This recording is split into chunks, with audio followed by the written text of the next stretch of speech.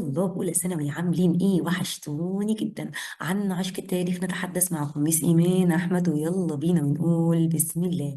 النهاردة هنتكلم على درس مهم جدا عندي في التاريخ، هو الحياة الاقتصادية. ولما أكلمك على الحياة الاقتصادية يعني بكلمك على مستوى المعيشة، يعني على الزراعة، على الصناعة، على التجارة. في حاجات ساعدتني إن أعمل حياة اقتصادية قوية. يعني أشتغل إيه بقى الحاجات اللي ساعدتني إن أزرع وأصنع وتاجر؟ أول حاجة وجود نهر النيل ساعد الإنسان على الزراعة. وجود الأحجار والمعادن ساعدت الإنسان إنه يعمل صناعة. الموقع المتميز ساعدني إن أشتغل في مجال التجارة. الجزء الأولاني ده بسميه مقومات الاقتصاد، يعني مساعدات، حاجة بتساعدني إن أعمل اقتصاد قوي. طبعا نهر النيل، الأحجار والمعادن والموقع المتميز. ولما أجي أتكلم على أول نشاط عندي هو نشاط الزراعة، بيقول لي إن المصري القديم كان مرتبط بالأرض الزراعية جدا، وكان بيدافع عنها. ليه؟ قال لك ان الارض دي مصدر الدخل بتاع الانسان، باكل منها، بزرع وبلاقي زرع وباكل بعيش. ده اساس حياة الانسان قائمة على الزراعة. تاني حاجة، دي اساس ثروة البلد. البلد كلها معتمدة في البداية على الزراعة، ما كانش يعرف اللي هي. فلما يجي في الامتحان يسألك سؤال مقالي ويقول المصري القديم ارتبط بالارض ودافع عنها، دلل.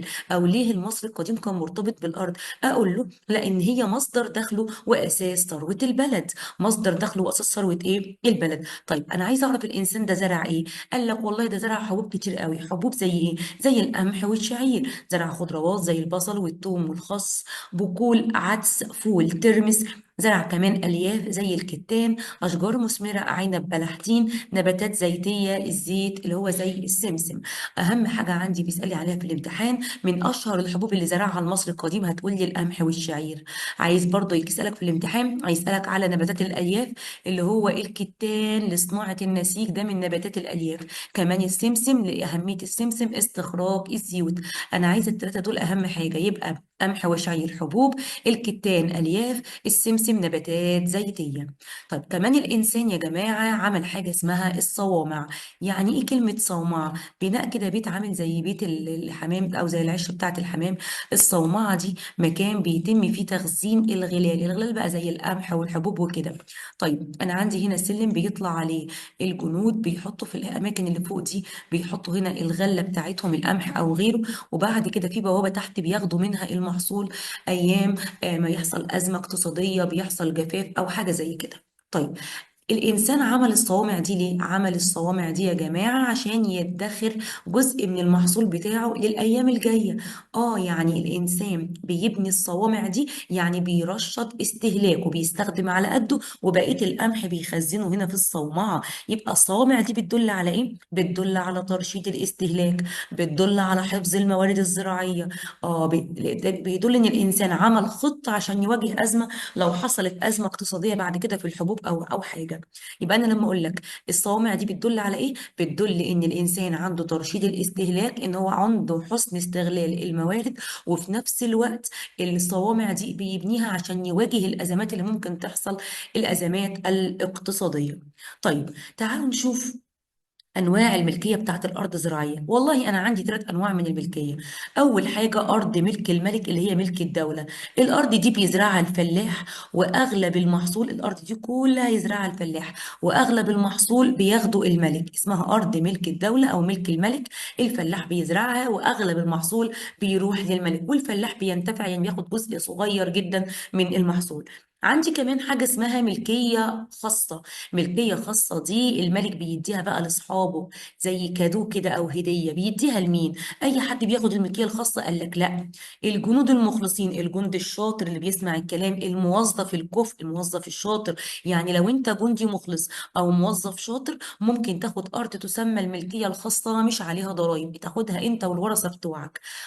تعتبر كده يعني زي رشوة كده، حاجة بيديها لهم الملك. ليه؟ عشان يكسب ولائهم وودهم. عايز يكسب ولاء الموظفين وولاء الجنود ليه، فبيديهم الارض اللي اسمها ملكيه خاصه. يبقى الملكيه الخاصه دي للجندي المخلص، يعني للي عنده صفه عسكريه. اللي عنده صفه ايه؟ عسكرية، لو عنده جندي عسكري مخلص اللي هو صفته أو وظيفة عسكرية، واللي عنده وظيفة إدارية. اللي عنده وظيفة إدارية يعني موظف شاطر، يبقى العساكر والإداريين.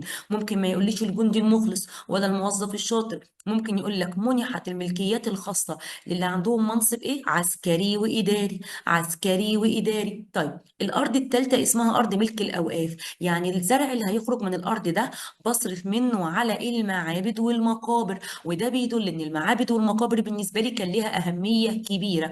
ايه الدليل؟ ان المصري القديم كان مهتم بالمعابد والمقابر، بدليل انه خصص قطعه من الارض اسمها الاوقاف عشان ينفق بيها على انشاء المعابد والمقابر. طب مين هياخد الزرع ده وينفق فيه على المعابد وعلى المقابر وينشئ؟ طبعا الكهنه. هم المسؤولين عن ارض الاوقاف.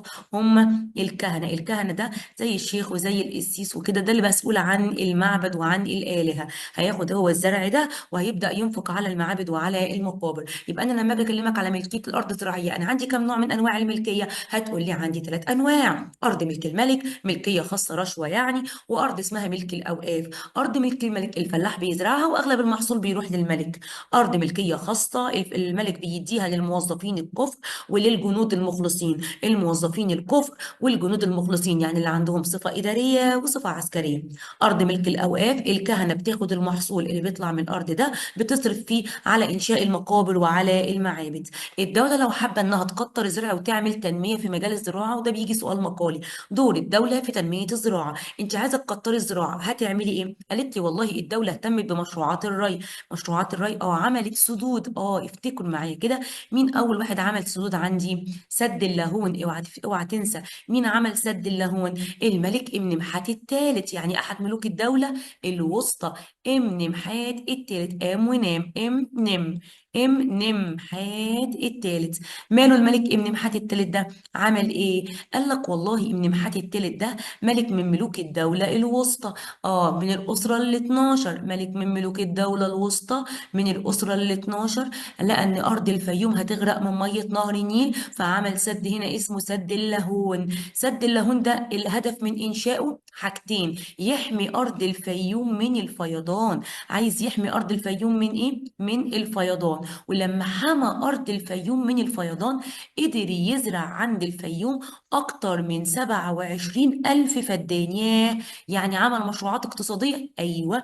تاني حاجة قدر ان هو يبني عند بحيرة موريس اللي هي بحيرة قارون مجموعة كبيرة من العمران. بنى عماير كتيرة عند مين؟ عند بحيرة موريس اللي هي بحيرة قارون دلوقتي. يبقى سد اللاهون ده ساعة امنمحات التالت ان يعمل نوعين من المشروعات: مشروعات اقتصادية يعني يزرع، ومشروعات عمرانية ان يبني عند بحيرة موريس. يبقى خلي بالك معايا، الدولة بتهتم بمشروعات الري. اكتر ملوك حافظوا على موارد المية هتقولي ملوك الدولة الوسطى. اكتر ملوك اهتموا بمشروعات الري وبناء السدود ملوك الدولة الوسطى. ملك من ملوك الدولة الوسطى عمل سد اللاهون هتقول لي امنمحات الثالث. يرجع الفضل لملوك الأسرة الكام؟ الأسرة ال 12. الأسرة ال 12 امنمحات الثالث. الأسرة ال 12 امنمحات الثالث اللي عمل سد اللاهون. سد اللاهون عشان يحمي أرض الفيوم من الفيضان. السد اللاهون يشبه السد العالي في إيه؟ سد اللاهون والسد العالي بيحموا الأراضي من الفيضان ومن الجفاف. بيحمي الأرض من الفيضان ومن الجفاف. يبقى كده بيحفظ موارد المياه. فلما اجي اقول لك التشابه بين سد اللاهون والسد العالي، ان الاثنين الهدف منهم حمايه الاراضي من الفيضان ومن الجفاف. يبقى لما اجي اقول لك وضح لي دور الدولة في تنمية الزراعة، ازاي الدولة اهتمت بالزراعة؟ عملت ايه؟ هتقول لي استطاع ملوك الدولة الوسطى زي الملك امنمحات الثالث ان يبني سد اسمه سد اللاهون. الهدف من انشاء سد اللاهون ان يحمي ارض الفيوم من الفيضان. طب بعد ما عملنا سد اللاهون حصل لي حاجتين مهمين جدا: قدرنا ان احنا نزرع اكتر من 27 الف فدان، يعني عملنا مشروعات اقتصاديه، وعملنا عمران حوالين بحيره موريس يعني مشروعات عمرانيه. يبقى سد اللاهون حقق لي فايده اقتصاديه يعني زراعه، وحقق لي فايده عمرانيه يعني بناء حوالين موريس. طيب بقى اول حاجه عملتها لي الدوله، اهتمت بمشروعات الري وانشاء السدود زي سد اللاهون. كده الدولة الوسطى أكتر حد حافظ على موارد المياه. أكتر حد كان بيركز وبيحافظ على موارد المياه وبيحميها طبعا ملوك الدولة الوسطى. كمان الدولة تقدر إنها تعمل لي مجموعة من الادارات عشان تهتم بالزراعه، اداره الزراعه، اداره الري، اداره مسح الاراضي، اداره الاقاليم المحليه. اداره الزراعه دي بتعمل ايه؟ قال لك اداره الزراعه بتهتم، بتقول لك نزرع إيه اهم المحاصيل اللي احنا هنزرعها في الارض، وبتقول لك تنوع المحاصيل. اداره الري مسؤوله عن ري الاراضي، مساحه الاراضي بتقيس لي مساحه الارض. اداره الاقاليم المحليه مسؤوله بقى انها تشرف على اهم الترع سليمه والقناطر والسدود والحاجات دي كلها. طيب يبقى زي ما الدوله عملت مشروعات الري وعملت سدود زي سد اللاهون وعملت مجموعه من الادارات عشان تدير شؤون الزراعه، الدوله برضو عملت حاجه تانية، انها لازم تعمل استراتيجيه، خطه لمواجهه الطوارئ والازمات. خطه لمواجهه الطوارئ، ايوه. افرض مثلا احنا مثلا عملنا زرعنا كميه كبيره من الاراضي وفجاه جه جراد، فجاه جه حشرات، فجاه جه سيول، فجاه حصل جفاف، مش لازم تبقى الدوله عامله خطه عشان تواجه الازمه اللي احنا نمر بيها دي؟ قال لي اه. نفتكر قصة سيدنا يوسف لما عزيز مصر حلم انه شاف 7 بقرات سمان يأكلن 7 عجاف، فقال يا جماعة عايز حد يفتيني في الرؤية دي. فجه سيدنا يوسف بيفسر الرؤية وبيقول ان احنا هنزرع 7 سنين وهنعيش في رغد من العيش، وبعدها هيجي علينا 7 سنين عجاف هتكون الأوضاع صعبة جدا. فبينصحنا سيدنا يوسف ان احنا لازم نخزن في ال7 سنين الشداد او ال7 سنين الكويسين اللي فيهم خير في البلد، نخزن حبة من الغلة في أماكن معينة عشان خاطر هنحتاجهم في أيام الجفاف. وفعلا دي اسمها خطة لمواجهة الأزمات. خطة مواجهة الأزمات، أيوة، عشان كده عملنا الصوامع عشان نخزن الغلال. أيوة. طب لما يجي في الامتحان يقول لي عندي خطتين اتعملوا عشان نواجه الأزمات، إيه الخطتين دول؟ أقول له عندي مرتين. اوعى تنسى الخطة اللي عملها ابن محات لما عمل سد اللاهون وحمى أرض الفيوم من الفيضان. ابن محات بيعالج مشكلة المية، بيحمي الارض بتاعتي من الفيضان، يعني كده اداره الموارد المائيه. برافو عليك يا ابن محات. طب المره الثانيه لما سيدنا يوسف طلب منهم ان هم ينشئوا الصوامع عشان يحفظوا حبه من الغلال لايام الجفاف الجايه، دي برضو اسمها خطه. يبقى انا لما اجي اقول لك دلوقتي الدوله عندي عملت خطه او الدوله كانت مهتميه بالزراعه، هتقول لي ايوه الدوله فعلا اهتمت بالزراعه من ايام الدوله الوسطى، ايام الملك ابن محات الاسره ال 12. عملت ايه الدوله؟ اهتمت بمشروعات الري واقامه السدود زي سد اللاهون فبتحافظ على موارد المياه. الدوله كمان عملت مجموعه من الادارات تهتم بشؤون الزراعه، اداره الري والزراعه والمساحه والاقاليم، وعملت خطط لمواجهه الازمات. وانا عندي خطتين، لما يجي لك سؤال مقالي لازم تجاوب فيها سؤال سهل جدا. خطتين لمواجهه الازمات ايام ابن محات وايام سيدنا يوسف، بس الفرق بينهم ان ابن محات بيواجه الازمه بتاعه الميه، سيدنا يوسف بيواجه الازمه بتاعه الغلال او بتاعه القمح. طيب خلي بالك كمان انا هنا برضو بيتكلمك على سد اللاهون وبيحكي لها عنه انه سد اللاهون يا جماعه اللي هو بعد ما انشأناه قدرنا نزرع 27 الف فدان وعملنا عمران حوالين بحيره موريس.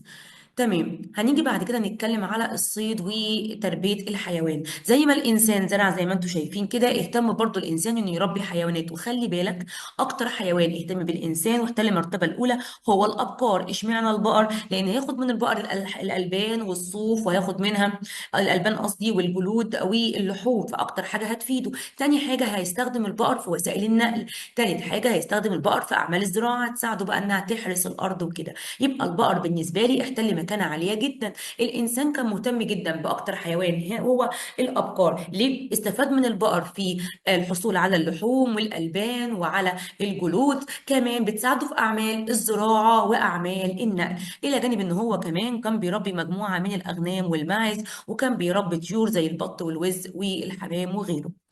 هنيجي بعد كده بنقول لك الحيوانات مهمه ليه، ما انا لسه قايله لك الانسان استفاد منها في الزراعه والنقل، واستفاد من لحومها وجلودها واوبارها وصوفها والقصه دي كلها. انواع الصيد، انا زي ما كلمتك على الحيوانات هكلمك برضو على الصيد. انا عندي 3 انواع من الصيد. اول حاجه صيد البر. صيد البر ده اللي بيتم في الصحراء. المصري بيخرج في الصحراء بيصطاد. ايه اللي هيخليه يعمل المغامره دي؟ انت قلت مغامره، يعني واحد فاضي خارج يعمل مغامره، خارج يغير جو، خارج يرفه نفسه. المغامره دي مين فاضي يعمل مغامره؟ علية القوم، الناس الغنية. يبقى صيد البر ده اللي هيعمله علية القوم. بيخرج الناس الأغنياء، الفرعون، الوزراء، بيخرج الناس علية القوم للصحراء بيعملوا مغامرة. بيصطادوا إيه؟ بيصطادوا الغزلان، يصطادوا الأسود. هل هم خارجين يصطادوا في الصحراء عشان ياكلوا عيش، يكسبوا، يحققوا مكاسب اقتصادية؟ أبدا. هم بيعملوا صيد البر عشان وسيلة إيه؟ وسيلة ترفيهية. بيواجهوا أخطار في الصحراء ترفيهية، بيتسلوا إيه؟ عن طريق صيد البر. طيب، انا عندي صيد تاني اسمه صيد الطيور. صيد الطيور يعني بنصطاد ايه؟ بنصطاد البط والسمان والبجع. عندي صيد تاني اسمه صيد الاسماك. مين هيصطاد الاسماك؟ الناس بقى اللي هتاكل اسماك، الطبقه الايه المتوسطه والطبقه الفقيره، اللي بيعتمدوا على الاسماك كمصدر اساسي للغذاء. ايه ده؟ هو انا عندي كمان تفرقه طبقيه في موضوع الصيد؟ اه طبعا. زي ما كان عندي تقسيم طبقي بيظهر في استخدام البرديات والاسطراقه، انا بيظهر برضو عندي التقسيم الطبقي من خلال انواع الصيد. من خلال انواع الصيد بشوف التقسيم بتاع الطبقات. اصل صيد البر كان للطبقه العاليه الغنيه عليه القوم، بيعملوا مخاطره، بيروحوا الصحراء يصطادوا اسود وغزلان للترفيه والتسليه. اما صيد الاسماك كانت للطبقات الفقيره لتحقيق غرض اقتصادي، ان هم ياكلوا. طبقات فقيره لتحقيق غرض اقتصادي. ومن هنا بيظهر التقسيم الطبقي من خلال حرفه الصيد. اصل صيد البر للطبقه العاليه، وصيد الاسماك للطبقه الفقيره الكادحه للحصول على الغذاء. انا كده خلصت لك الزراعه. تعالى بقى قبل ما اخش على الصناعه نفتكر الزراعه مع بعض. انا كلمتك النهارده على ايه؟ كلمتك على الحياه الاقتصاديه، وقلت لك انا عندي حاجات ربنا بيديهاني هديه عشان اقدر اشتغل. مقومات يعني 3 مساعدات عشان اشتغل واشتغل في الاقتصاد. عندي ايه؟ نهر النيل ساعدني على الزراعه، المعادن والاحجار ساعدتني على الصناعه، الموقع المتميز ساعدني ان اشتغل في التجاره. دي اسمها مقاومه، يعني مساعدات ساعدتني ان اعمل حياه اقتصاديه سليمه. قلت لك ان المصري القديم كان مرتبط بالارض بتاعته وبيدافع عنها، لان هي اساس دخله، مصدر دخله واساس ثروه البلاد. مصدر دخله واساس ثروه البلاد. قلت لك اهم المحاصيل اللي زرعها الحبوب، عندي مهمه بتيجي في الامتحان كتير: القمح والشعير. الياف زي الكتان لصناعه النسيج، ونباتات زيتيه زي السمسم. نباتات زيتيه زي السمسم، الى جانب بقى البقول والخضار والاشجار المثمره. المنظر اللي احنا شايفينه ده عباره عن الصوامع اللي الانسان عملها عشان يقدر ان هو يكفي نفسه، قدر ان هو يخزن الموارد بتاعته، قدر ان هو يعمل اكتفاء ذاتي، وفي نفس الوقت يحافظ على الموارد بتاعته، يبقى عنده كده ترشيد الاستهلاك. طيب تعالى، قلت لك هنا بشكل الصوامع اهي. الصوامع دي عباره عن فتحتين في الشمال وفي الجنوب، والانسان هنا بيطلع عليها بسلم، وبيحط هنا الغلال عشان يخزنها. ايه الدليل؟ انا دلوقتي لما يبقى عندي صومعه، انا استفدت ايه من الصومعه دي؟ انا كده ده بيدل ان الانسان عنده ترشيد الاستهلاك، بيحافظ على الموارد الغذائيه. كده عنده ترشيد الاستهلاك، بيحافظ على الموارد الغذائيه. تالت حاجه بيعمل تخزين عشان المخاطر اللي ممكن تقابله بعد كده.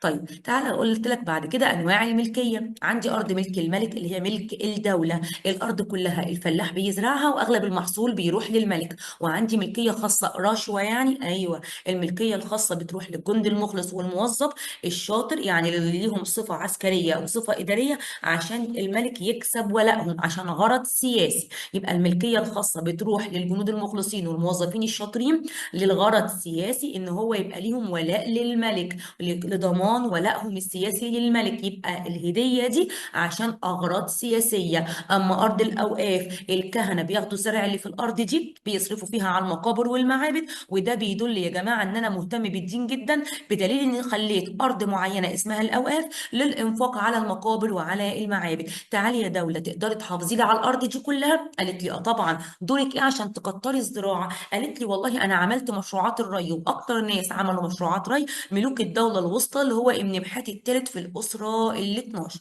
لما بنى سد اللاهون فيحمي ارض الفيوم من الفيضان، ولما حمى ارض الفيوم من الفيضان قدر يزرع اكتر من 27 الف فدان، ونبني حوالين بحيره موريس. يعني من خلال سد اللاهون عملنا مشروعات اقتصاديه ومشروعات عمرانيه، مشروعات اقتصاديه ومشروعات عمرانيه. يبقى الدوله عملت ايه؟ اهتمت بمشروعات الري. الدوله اهتمت بمشروعات الري، واكتر ملوك اهتموا بمشروعات الري ملوك الدوله الوسطى، الملك ابن محات الثالث اللي عمل سد اللاهون. فكده بيحافظ على موارد المياه، وعمل من خلاله مشروعات اقتصاديه ومشروعات عمرانيه. كمان الدوله تقدر انها تعملي مجموعه من الادارات عشان تدير شؤون الزراعه، زي اداره الري والزراعه والمساحه بتاعه الارض والاقاليم. بتعمل كمان خطه عشان تواجه الازمات، خطط لمواجهه الازمات، زي الخطه اللي عملها سيدنا يوسف لما يا جماعه بداوا ان هم يخزنوا القمح في الصوامع عشان تساعدهم في السنين العجاف او في فتره الجفاف. طيب كده يبقى احنا اتكلمنا على السدود، واتكلمنا بعد كده برضو على الصيد وعلى الحيوانات. وقلت لك ان المصري القديم اكتر حيوان كان بيهتم بتربيته هو الابقار. احتلت الابقار المرتبة الاولى. بعد كده الاغنام والماعز، كمان بيربي بط ووز ودجاج وحمام. بما تفسر الحيوانات كان ليها لازمة كبيرة ليه؟ قال لك عشان بيستفيد من اللحوم والالبان والجلود، وبتساعده في وسيلة نقل، وبتساعده كمان في اعمال الزراعة. انواع الصيد عندي 3 انواع، والصيد بيعبر عن التقسيم الطبقي. اصل صيد البر كان لعلية القوم، الناس الغنية جدا بتخرج تصطاد. صيد البر بتعمل مغامرة ومخاطرة، ماشي، كوسيلة للترفيه. يبقى صيد البر كان للترفيه، للترفيه، بيشكل مغامرة للطبقة العالية. أما صيد الأسماك للطبقة الفقيرة، للحصول على الغذاء. صيد الطيور بقى بنصطادوا السمك، السمان والبجع. هنيجي بعد كده على العنصر التاني عندي وهو الصناعة. بيقول لي ان المصري القديم صنع، بس المصري عشان يصنع، المصري كان شاطر جدا في الصناعة. ليه؟ قال لك لانه ورث الصناعة من ابوه وجده. يبقى المصري القديم كان شاطر جدا في الصناعة لانه ورث المهنة من ابوه وجده. لما تيجي تروح تشتغل او تعمل مثلا سفرة، تعمل انتريه، تعمل حاجة عند صنايعي، يقول لك روح للصنايعي ده وارث الصنعة اب عن جد، ده شارب الصنعة حلو قوي، هيطلع لك منتج حلو. يبقى المصري القديم برع في الصناعة لانه ورث الصناعة من ابوه وجده. ورث الصناعة من ابوه وجده يعني العوامل ايه؟ لاسباب اجتماعية. مهر في الصناعة لاسباب اجتماعية، وكمان اسباب اقتصادية، بيشتغل عشان ياكل. يبقى لاسباب اجتماعية وبرضه لاسباب اقتصادية. يبقى المصري كان شاطر في الصناعة لاسباب اجتماعية واسباب اقتصادية. كمان المصري كان شاطر في الصناعة لانه عرف سر المادة الخام. عرف انه من نبات البردي يقدر يصنع الورق والحبال والحصير والسلال. عرف انه من الرمل يقدر يصنع الازاز. عرف سر المادة الخام وبدأ يستخدم اكتر من مادة خام في الصناعة. فانا لما اجي اكلمك النهاردة على الصناعة، بتقول لي اتقن المصري القديم الصناعة. هو ليه بقى شاطر جدا وبارع في الصناعة؟ عشان حاجتين: لانه عرف سر المادة الخام، عرف اسرار المواد الخام وبدأ يستخدم المادة الخام في اكتر من حاجة. تاني حاجة ورث الصناعة من ابوه وجده، يعني لاسباب اجتماعية اللي هي وراثة الصناعة، واسباب اقتصادية يعني بيشتغل عشان يكسب فلوس. طيب حلو جدا. ايه اهم الصناعات اللي المصري عملها؟ اقدم صناعة عندي هي الصناعة الحجرية، اول صناعة عارفها. وخلي بالك بتيجي في الامتحان كتير. اقدم صناعة حجرية صنع التماثيل والاواني، الطبق اللي بياكل فيه، والتابوت اللي بيحط فيه الجثة بتاعة الملك. كمان صنع الفخار من طمي النيل. صنع الفخار من طمي النيل، صنع بقى ان الفخار التماثيل والاواني والطوب اللبن وغيره.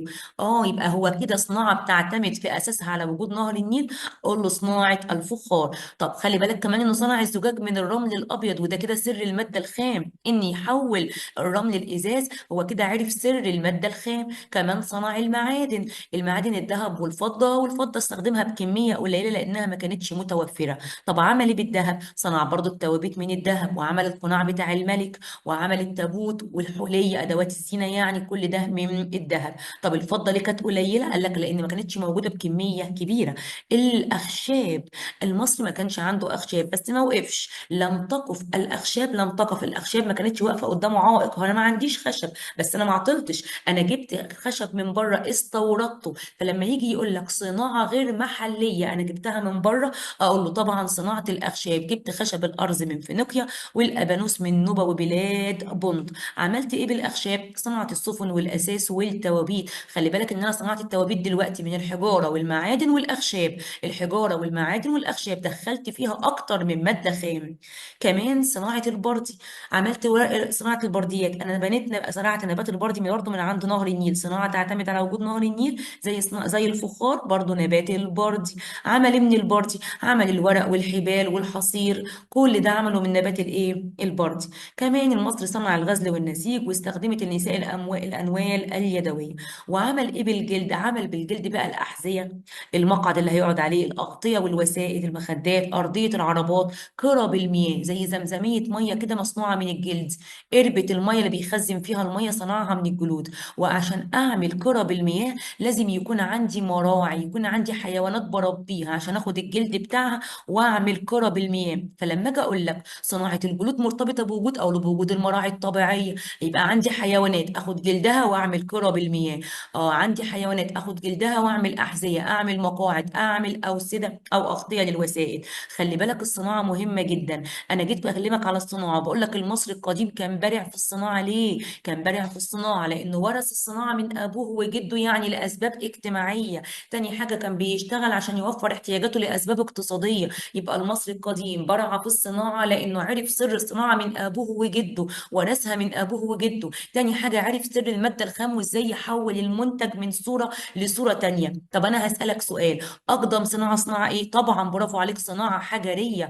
اقدم صناعه حجريه، دي اول صناعه عملها. طب صناعه تعتمد على نهر النيل، هتقول لي صناعه الفخار ونبات البردي. الفخار ونبات ايه؟ ونبات البردي. طب صناعه تعتمد على التركيب او التكوين الجيولوجي للارض، طبيعه الارض، طبيعه الارض.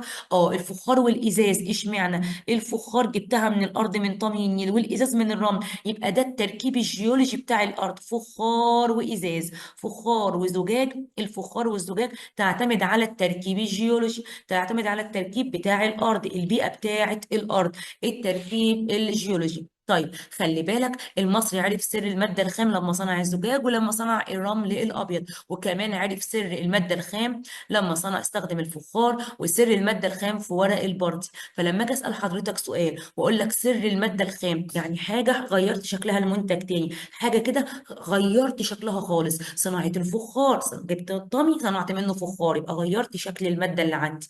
الرمل صنعت منه ازاز، غيرت شكل المادة اللي عندي. البردي صنعت منه ورق البردي، غيرت شكل المادة اللي عندي. ارجع لي تاني، اقدم صناعة تقول لي صناعة حجرية. اقدم صناعة حجرية، صناعة تعتمد على وجود نهر النيل، الفخار ونبات البردي. الفخار ونبات البردي. صناعة تعتمد على التركيب الجيولوجي للأرض، الفخار والإزاز.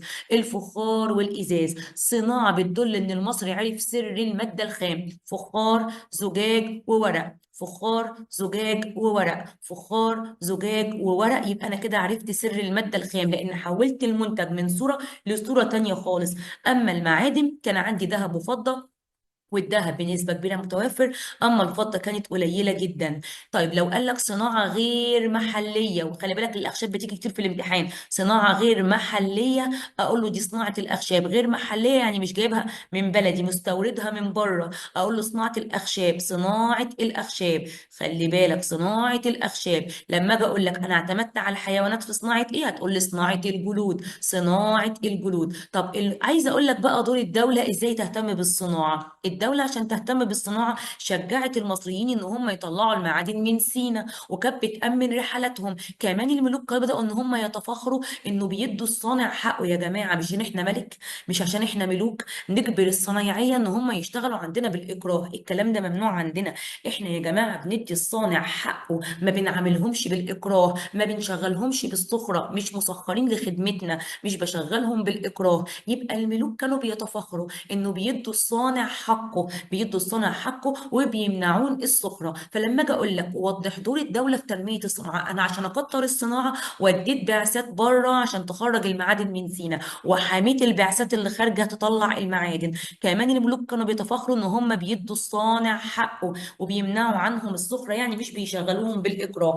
انا كده خلصت الصناعة. بس هسألك سؤال بقى من غير ما تشوف الايه اللي انا كاتباه. تعالى بقى اما نشوف الصناعة. المصري كان شاطر في الصناعة ليه؟ برافو عليك، أنا سامعاك. عشان إيه؟ أتقن الصناعة لأنه ورث الصناعة من إيه؟ من أبوه وجده. المصري القديم أتقن الصناعة لأنه ورث الصناعة من أبوه وجده، وعشان عرف سر المادة الخام، عرف سر المادة الخام. طب إتقان الصناعة مرتبطة بروابط إيه؟ أيوه، روابط اجتماعية عشان ورثها، روابط اجتماعية وروابط اقتصادية. يبقى عشان يبقى شاطر في الصناعة ارتبط مهنته في الصناعة بروابط اجتماعية، الوراثة يعني، ايوه، وروابط اقتصاديه. تمام. يبقى كده المصري القديم اتقن الصناعه اخذها من ابوه وجده، يبقى روابط اقتصاديه وروابط اجتماعيه. كمان عرف سر الماده الخام. فاكر اقدم صناعه؟ برافو عليك، صناعه حجريه.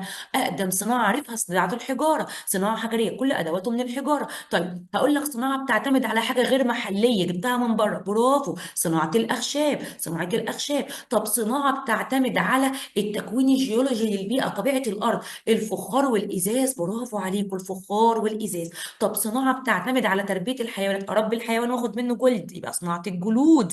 طيب صناعة بتعتمد على معرفة سر المادة الخام برضو، هتقول لي صناعة نبات البرد، فخار وإزاز ونبات بردي، فخار وإزاز ونبات بردي. طيب هسألك سؤال بقى، شاطرين برافو. لو قال لك الدولة كانت مهتمية بالصناعة، ايه الدليل؟ الدليل انها شجعت الرحلات استخراج المعادن بين بلاد سيناء. تاني حاجة وفرت للبعثات دي الأمن والأمان وهي راجعة رايحة الصحراء، أو هي راجعة من الصحراء بالذهب. والملوك كانوا بيتفاخروا إن هم بيعطوا العامل حقه وبيمنعوا عنهم السخرة. وبكده احنا خلصنا أول عنصرين وهو الزراعة والصناعة. والجزء الجاي هناخد آخر جزء معايا في الدرس وهو التجارة والنقل والمواصلات. أشوفكم على خير والسلام عليكم.